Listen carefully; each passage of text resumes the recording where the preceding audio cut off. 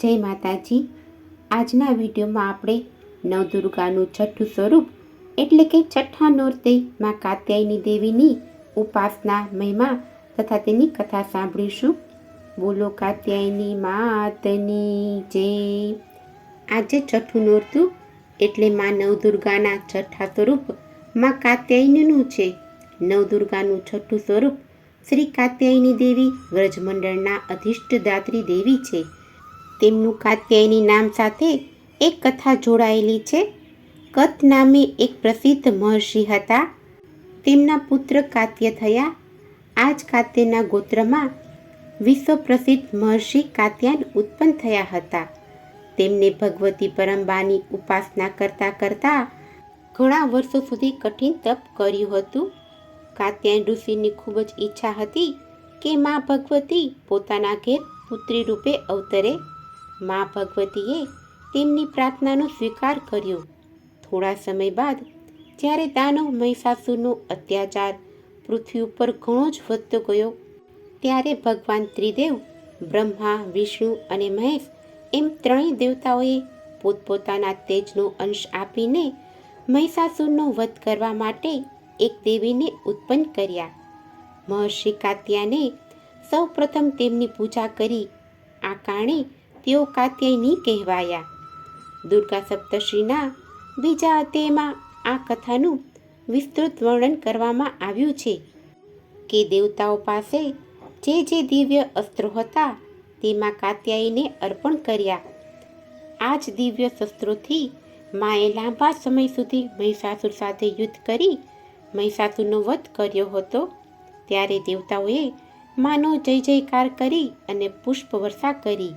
આમ કાત્યાયની દેવીએ ઋષિ કાત્યાયને ત્યાં મહિષાસુરનો વધ કરવા માટે જ પુત્રી રૂપે અવતાર લીધો હતો. આસો વદ ચતુર્દશીએ જન્મ લઈ સાતમ, આઠમ તથા નોમ એમ 3 દિવસ સુધી ઋષિ કાત્યાયની પૂજા ગ્રહણ કરી. દસમીએ માએ મહિષાસુરનો વધ કર્યો હતો. મા કાત્યાયની અમોધ ફળ આપનારા છે. ભગવાન શ્રી કૃષ્ણને પતિ રૂપે પામવા માટે વ્રજની ગોપીઓએ તેમની પૂજા કાલિંદી યમુના તટે કરી હતી. તેઓ વ્રજમંડળના અધિષ્ઠાત્રી દેવી તરીકે પણ પ્રસિદ્ધ છે. તેમનું સ્વરૂપ અત્યંત ભવ્ય અને દિવ્ય છે. તેમનો વર્ણ સ્વર્ણ સમાન ચમકદાર અને તેજોમય છે. તેમની 4 ભુજાઓ છે. માતાજીની જમણી બાજુની ઉપરવાળો હાથ અભય મુદ્રામાં છે તથા નીચેનો હાથ વરદ મુદ્રામાં છે. ડાબી બાજુના ઉપરવાળા હાથમાં તલવાર અને નીચેવાળા હાથમાં કમળ સુશોભિત છે. તેઓ સિંહના વાહન ઉપર સવારી કરે છે. દુર્ગા પૂજાના છઠ્ઠા દિવસે તેમની ઉપાસના પૂજા કરવામાં આવે છે. તે દિવસે સાધકનું મન 2 ભ્રમર વચ્ચે આજ્ઞાચક્રમાં સ્થિર થાય છે. યોગ સાધનામાં આજ્ઞાચક્રનું અત્યંત મહત્વપૂર્ણ સ્થાન છે. નવદુર્ગાના આ સ્વરૂપની ઉપાસનાથી સંતાપ, ભય, રોગ, શોક વગેરે દૂર થાય છે. આ દિવસે લાલ કપડાં પહેરીને માતાની આરાધના કરવાનું શાસ્ત્રોમાં વિધિ વિધાન છે. માતાજીને લાલ આસન પર બિરાજમાન કરીને ભક્તિભાવપૂર્વક પૂજન કરવું જોઈએ. માતાને કંકુ, ગુલાબનું ફૂલ તથા સફરજન અર્પણ કરીને મોહનથાળ જમાડવાથી માં ખૂબ જ ખુશ થાય છે.